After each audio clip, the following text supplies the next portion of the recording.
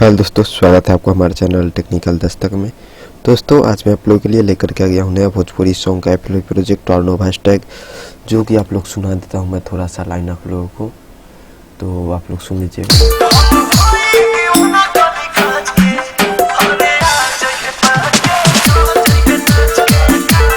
दोस्तों आप लोग ये सॉन्ग सुना, ये सॉन्ग का ही मैं प्रोजेक्ट आप लोग के लिए लेकर के आ गया हूँ।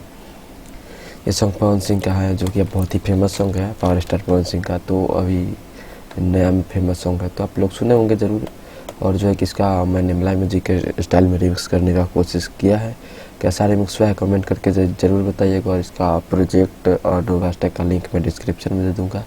पासवर्ड वीडियो में होगा, तो वीडियो को पूरा देखिएगा बारीकी से, बिना स्किप किए हुए। 3 स्टेप में आपको पासवर्ड मिलेगा, तो पासवर्ड देखने के लिए पूरा वीडियो को ज़रूर देखिएगा। इसमें दोस्तों देख सकते हैं कि कैसा स्लो बीट का यूज़ किया गया है, तुरंत फास्ट कर दिया गया है। 146.102 पर मैंने रिमिक्स किया है, इसको फास्ट किया था 130.102 था, तो मैंने उसे बीपीएम बढ़ा दिया है ताकि अच्छा लगे गाना। क्योंकि डीजे में होता है तो बीपीएम बढ़ाना पड़ जाता है, नहीं तो अच्छा नहीं लगता है। दोस्तों चलिए मैं जो इसको आप लोगों को जो होकर सुनाता हूँ, ट्रैक सुनाऊँ का।